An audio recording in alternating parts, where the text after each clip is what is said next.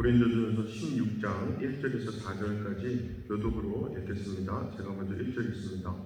성도를 위하는 연보에 관하여는 내가 갈라디아 교회들에게 명한 것 같이 너희도 그렇게 하라. 이제 첫날에 너희 각 사람이 수입에 따라 모아두어서 내는 나에게 연보를 하지 않게 하라. 내가 이를 때에 너희가 인정한 사람에게 편지를 주어 너희의 은혜를 예루살렘으로 가지고 가게 하리니 만일 나도 가는 것이 합당하면 그들이 나와 함께 가리라. 아멘. 바울이 지금까지 증거한 말씀을 보면 교회는 그리스도 예수 안에서 거룩해짐으로써 성도라고 부르심을 받은 자들을 말합니다만, 성도가 교회로서 존재하는 현실은 어떻습니까? 솔직히 교회라고 해도 항상 여러 문제와 갈등의 요소들을 경험하고 있지 않습니까? 그리고 실제로 세상은요, 그러니까 세상의 관점에 의하면 소위 교회다운 교회, 또 교회답지 못한 교회를 구분하거나 차등을 두기를 문제와 갈등의 요소가 없거나 적은 교회, 반면에 문제가 있거나 많은 교회, 이렇게 평가하고 구분하더라는 거죠. 이게 결국 교회가 인간에 의해서 판단되는 것인데, 사실 바울이 전하고 있는 말씀에 의하면 일단 그 판단의 주체는 인간이 아니거든요. 고린도전서 1장 8절 말씀이었죠. 주께서 너희를 우리 주 예수 그리스도의 날에 책망할 것이 없는 자로 끝까지 견고하게 하시리라. 저는 여기서 밑줄을 처음에 주께서 밑줄 치고 맨 끝에 끝까지 견고하게 하시리라를 한번 밑줄을 쳐봤어요. 주어와 끝에 마무리 짓는 동사, 주께서, 즉 교회는, 성도는 하나님께 책망받지 않도록 끝까지 견고하게 서야 하는데 그 세움을 주께서 하신다는 거죠. 그런데 또 이것도 많은 사람들이 생각하기를, 그래서 하나님께 그런 책망받지 않기 위해서 문제가 되는 행동들 고치자고 하기도 하는데요. 예를 들어서 이런 거죠. 교회 안에 파벌이 있었다면은 서로 하나 되어 파벌을 없애고 대신에 문제없는 교회, 좋은 일 하는 교회로 만들자는 겁니다. 이게 마치 학생들이 서로 싸울 때, 혹은 교실이 난장판일 때 선생님께 야단을 맞고 싸우지 않는 학급으로 만들고 교실 대청소를 하는 것과 다르지 않은 겁니다.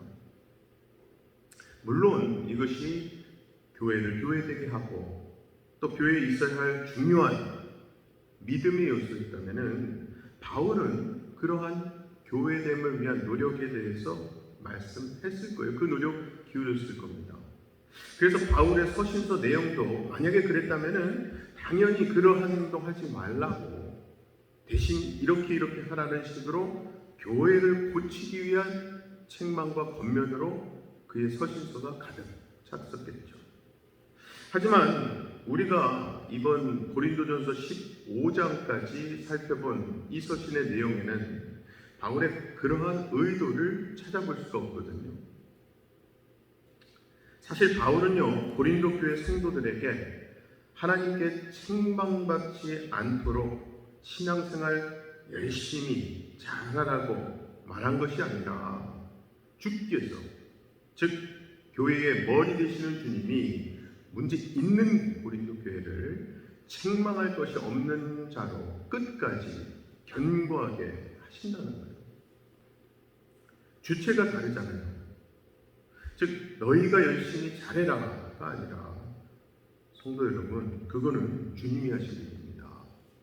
그런데 혹시 지금 여러분이 바라보고 믿고 있는 건 뭡니까? 무엇입니까? 라고 말하고 있는 거죠.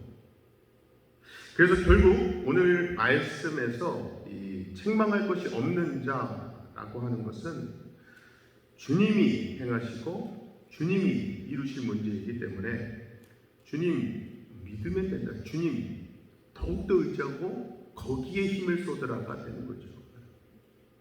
그런데 이 말씀 앞에서 우리가 책망받지 않도록 우리가 잘하자, 우리가 고치자라고 한다면 그것은 주가 아닌 나를 바라보는 것이 되고 나의 믿음을 내가 책임지고자 하는 것이 되는 거 아니겠습니까? 이렇게 나 자신에 대해 내가 책임진다. 나 하기 나름이다. 그런데 내가 아무리 해도 안 된다. 고로 나는 망했다. 희망이 없다. 이렇게 끌고 가는 것이 사탄이 잘 쓰는 방법 아니겠습니까?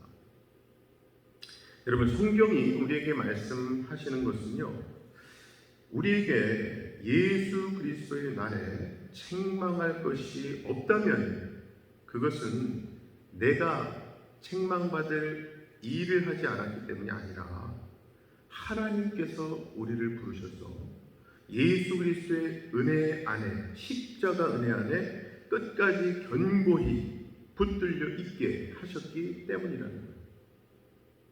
이게 견인 신앙 아니겠습니까? 중요한 포인트는 이것을 주가 이루신다는 거죠. 주가. 그러므로 교회는요, 표면적으로 드러나는 것으로 좋고 나쁨으로 평가되는 것이 아니라, 그게 기준이 아니라 그 교회의 성도인 내가 무엇을 믿고 무엇을 바라보는가, 이것으로 사실 주님 앞에 판단되는 거죠. 자, 그런 맥락에서 오늘 본문 1절 말씀을 보시면 성도를 위하는 연보에 관하여는 내가 갈라디아 교회들에게 명한 것 같이 너희도 그렇게 하라 말씀이에요. 지금 바울이 갑자기 연보에 관해 말하는 이유는 뭘까요? 만약에 이 연보에 담긴 의미를 제대로 모른다면 이 상황 또한 마치 바울이 그저 이야기 화제거리를 바꾸는 것처럼 보게 될 수밖에 없을 거예요. 그러다 보면 앞장인 15장에 나왔던 부활 이야기가 이번 연보에 대한 말씀, 이 연결이 안 되는 거죠. 맥락을 잡지를 못할 수 있어요. 물론 그렇다고 해서 이걸 또 단순히 연결지어서 부활을 믿는 믿음으로 연보 열심히 참여합시다, 이게 핵심 포인트가 되는 것이 또 아닙니다. 보통 많은 사람들이 이 연보라고 할 때 이것을 돈 문제로 이해하는 경향이 많습니다. 그래서 3절에서도 내가 이를 때에 너희가 인정한 사람에게 편지를 주어 너희의 은혜를 예루살렘으로 가지고 가게 하리니 라는 이 말씀에도 그저 어려운 형편에 있는 예루살렘 교회를 돕기 위한 연보, 구제 헌금쯤으로 이해하더라는 거죠.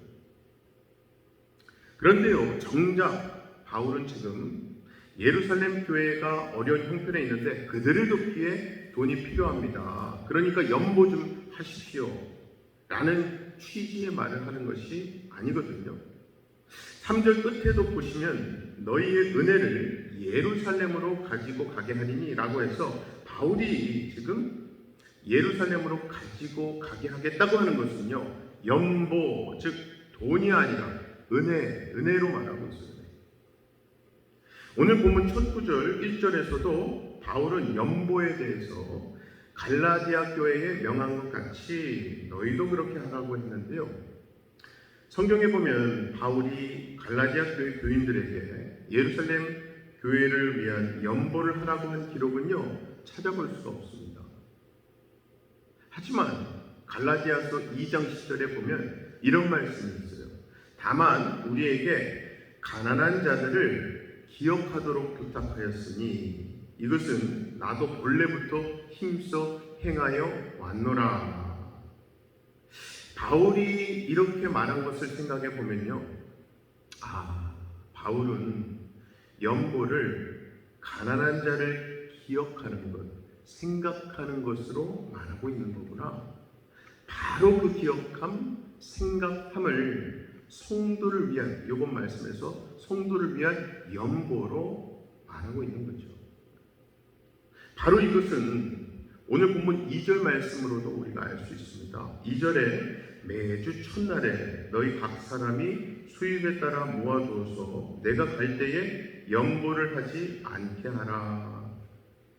바울의 이 말을 많은 경우에는요, 주일 예배 헌금하는 것으로, 그래서 그런 헌금을 예배의 어떤 거룩한 행위로 해석하는 경우가 많습니다. 그래서 결국 주일 예배 헌금하는 것은 올바른 신앙행위라는 거죠. 주일 헌금 열심히 하자는 그런 이야기로 하기도 하는데, 그런데 정작 바울은 지금 주일 예배를 말하려고 하는 것이 아니고요, 주일 예배 헌금을 해야 한다는 말을 하는 것도 아닙니다. 이것을 단순히 바울이 고린도 교회 성도들에게 이 예루살렘을 위한 연보를 하라는 것으로 보고 헌금을 모아서 바울에게 전달한다면, 그것은 사실 어려운 교회를 돕기 위해서 돈을 모은 것밖에 되지 않아요. 즉 마치 세상에서 홍수 피해를 입은 지역 사람들을 돕기 위해서 성금을 낸 것과 다르지 않아요.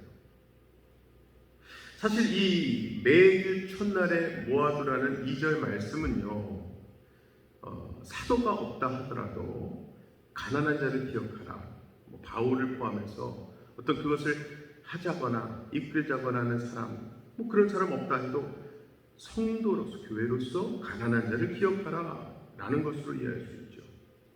즉 바울이 말하는 연보는 단순히 돈을 내는 것이 아니라 가난한 자를 기억함으로 인한 결과라는 거예요. 그래서 2절 시작 부분에 각 사람이 수입에 따라 모아두라는 말도 보면은, 이게 지금 수입이 많으면 연보를 많이 하고 적으면 적게 하라는 것이 아니라, 수입이 있고 없고의 결정권이 누구에게 있는가를 생각하라는 말씀. 다시 말해서 수입이 얼마이든 연보를 얼마하든 매주 첫날에 연보를 모아둘 수 있는 것은 애초에 수입이 있게 하신 하나님의 은혜의 결과라는 뜻 아니겠습니까? 이게 결국 연보는 하나님의 은혜로 살고 있다는 이 신자, 성도로서의 인정과 믿음의 고백이 되는 거예요.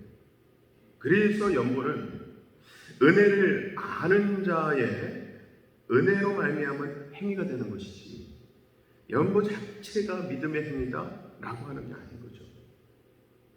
바로 그런 의미에서 3절 말씀도 보면은 너희의 은혜를 예루살렘으로 가지고 가게 하겠다 라고 하는 것은, 삶이 넉넉하고 부유한 고린도 교회의 연보가 가난한 교회로 가는 것이 아니라 오직 하나님의 은혜로 존재하고 있는 하나의 교회가 역시 동일하게 하나님의 은혜로 존재하고 있는 가난한 교회에게 은혜를 전달하는 것이 되는 거예요. 그리고 이러한 맥락에서 보면 본문 바로 앞에서 우리 15장까지 계속 많이 본 게 부활에 대한 말씀이거든요.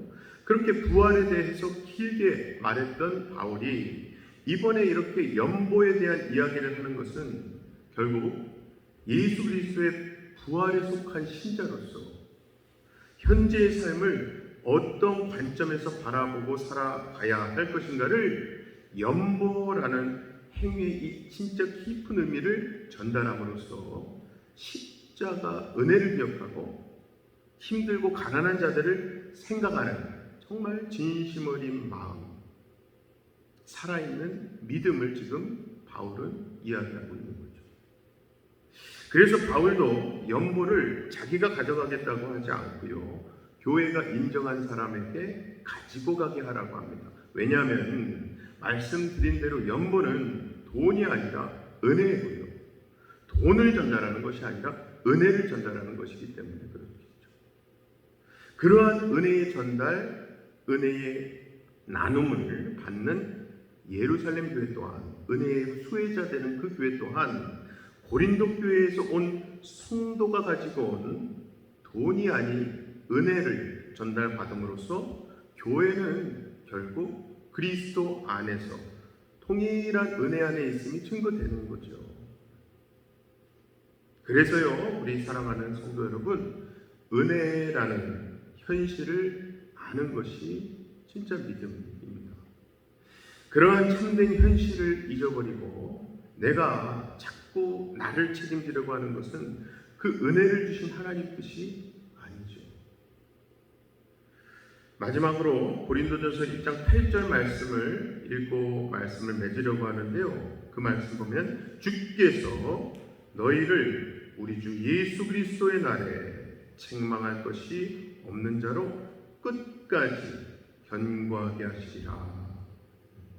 아무쪼록 구원의 사건에 있어서나 구원받은 자로서의 삶에 있어서도 주체가 되시는 진짜 견인, 끝까지 참고 함께하고 계신 아버지 하나님께서 우리를 예수 그리스도의 날에 책망할 것이 없는 자로 끝까지 견고하게 하심을 믿으시고 그 은혜를 알고 기억하는 자로서 오늘을 살아가시는 저와 여러분 다 되시기를 주님의 이름으로 간절히 축원합니다.